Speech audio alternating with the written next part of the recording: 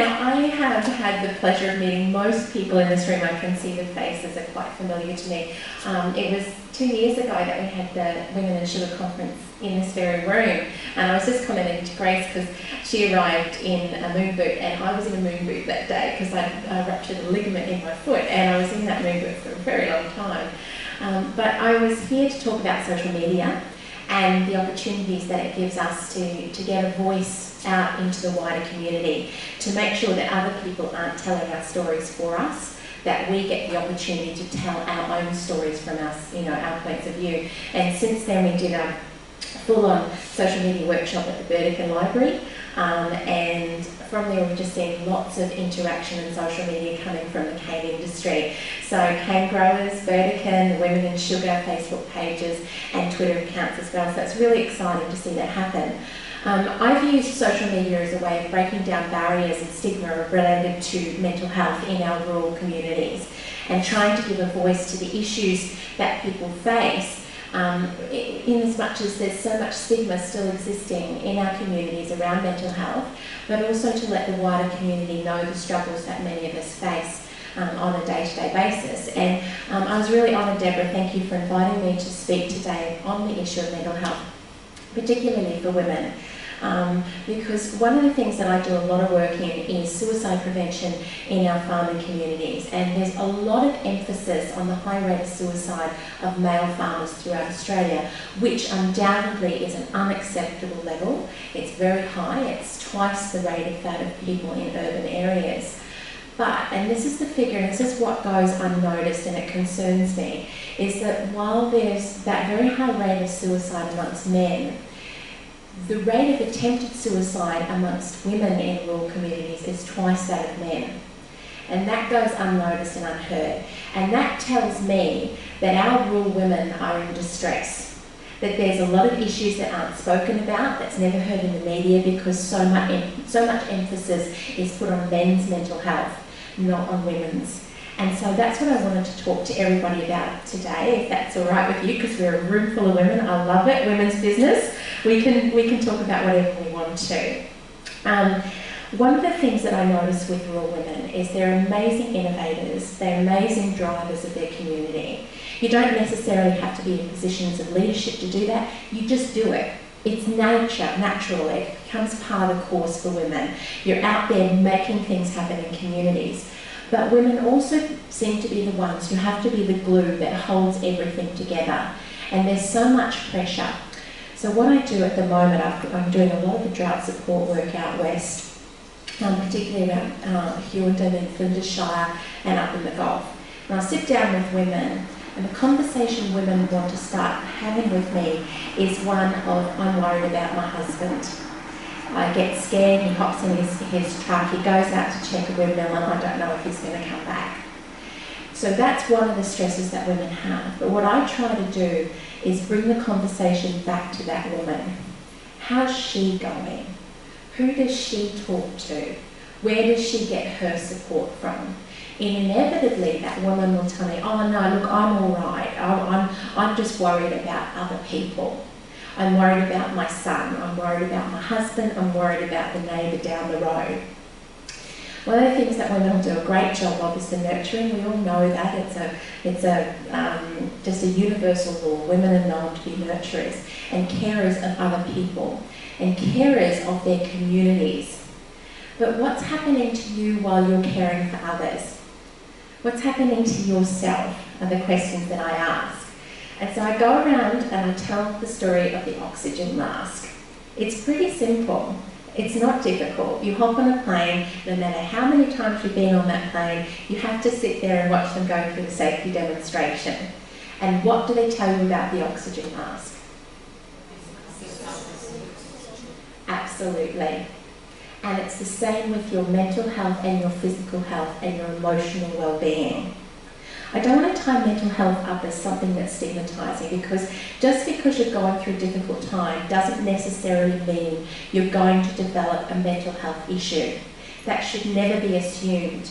But people in our rural communities right now are facing so many pressures that are out of their control. Deborah was just going through all that whole list around what's happening in the cane industry at the moment. That makes for stressed people. Women are the carriers in their families of trying to protect their children against that stress, and often the peacemaker with their husband trying to take away the amount of stress that he's exhibiting. And I've watched, some women who've had to get the kids up, get them ready, go to school all day, go out help their husband. He comes back in the afternoon, they've cooked the meal, they've got the dinner ready for the kids, and they come back off the school bus. They have cooked and prepared everything. All they want is their husband to take his dirty shoes off before he walks in the house because they've cleaned it, and he just doesn't get it. And he comes in, sits down, plonks down, eats dinner, gets up, goes out and watches the news, falls asleep in the chair. Well, then she's cleaning up after dinner, putting away all the dishes, cleaning up the mess that he's left from his dirty boots, doing the washing, getting the kids' lunches ready for the next day. And about 10 o'clock, she then comes to bed and he says, "What about it, love?" And you're like, yeah, get over it. There's no way I'm going there. But the thing is that women are then portrayed as not being the one who's responsive to the husband. And it's the husband who's not putting the place there for the woman to be able to want to feel responsive to him as either. And that puts relationship pressure. And that relationship pressure is another stressor on our families, particularly in rural areas. There is, and it's very often unspoken of, very, very high rate of domestic violence in our rural communities that goes unnoticed.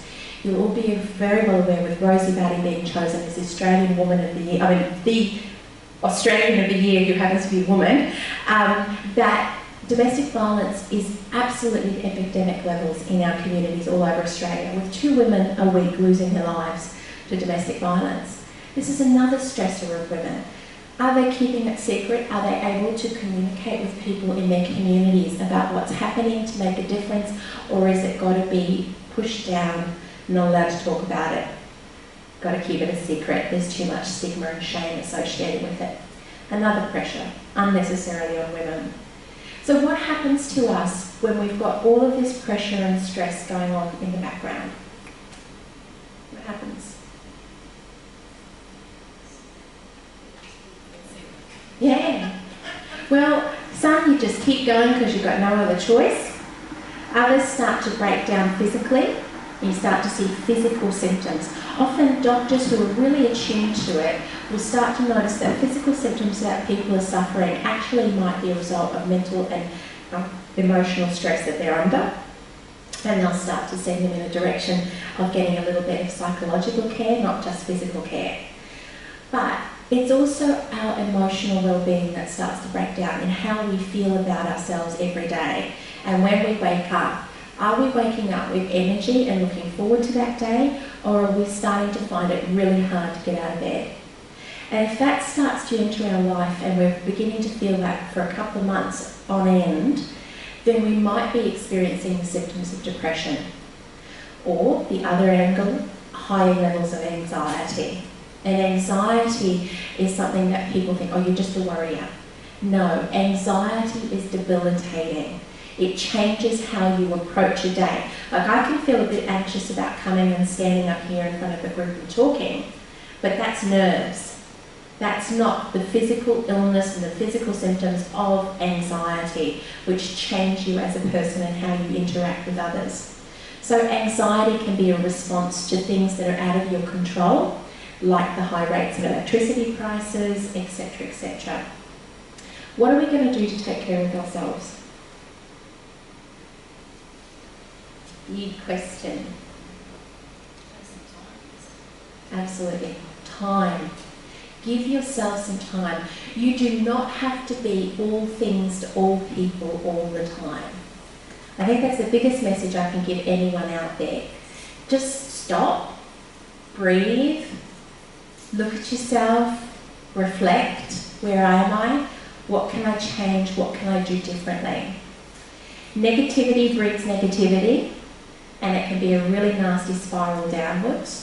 So you might want to start surrounding yourself with some positive people who might be able to encourage you rather than just pull down all the time. But another really important thing is to be able to talk and get it off your chest. Talking can never be undervalued. So go talk to a girlfriend. Go talk to a doctor, go talk to a psychologist. Get it off your chest. If you need help, don't wait until you're all the way down here, because it's a nasty spiral, and once you hit rock bottom with a mental health issue and you start to have a mental health crisis and a breakdown, it's a long way to work yourself back to recovery. If you can notice the signs and symptoms early, get help early, then the sooner you recover and the sooner you're back to your fighting best and in a really, really great frame of mind. Trust me on that. Don't put yourself on the back burner all the time.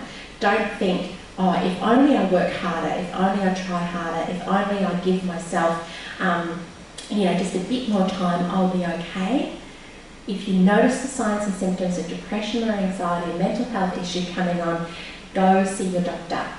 They can give you a mental health plan, and on that plan you can get 6 Medicare subsidised visits to go see a psychologist.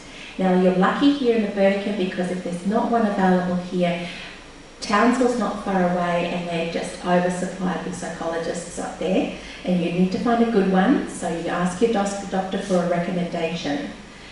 And that helps you. So you could just pay $20 to go and see that psychologist, and it's probably going to be the best $20 you've ever spent in your life, from the strategies that they can help you work through. I want you to understand that you are really the most important person in your world. Women will put others ahead of themselves, but if you're not putting yourself first, then you are not giving the best of yourself to other people. So never ever be afraid to stand up for yourself. One of my favourite sayings that I wrote down in case I forgot it is a Buddhist saying, and it says, you yourself, as much as anybody in the entire universe, deserve your love and affection. So I think that's my message from your day. Love yourself, give yourself affection, and if you need to take a time out, go get a massage. Self-care is really important and never underestimate it. So thank you very much for letting me come along today and speak.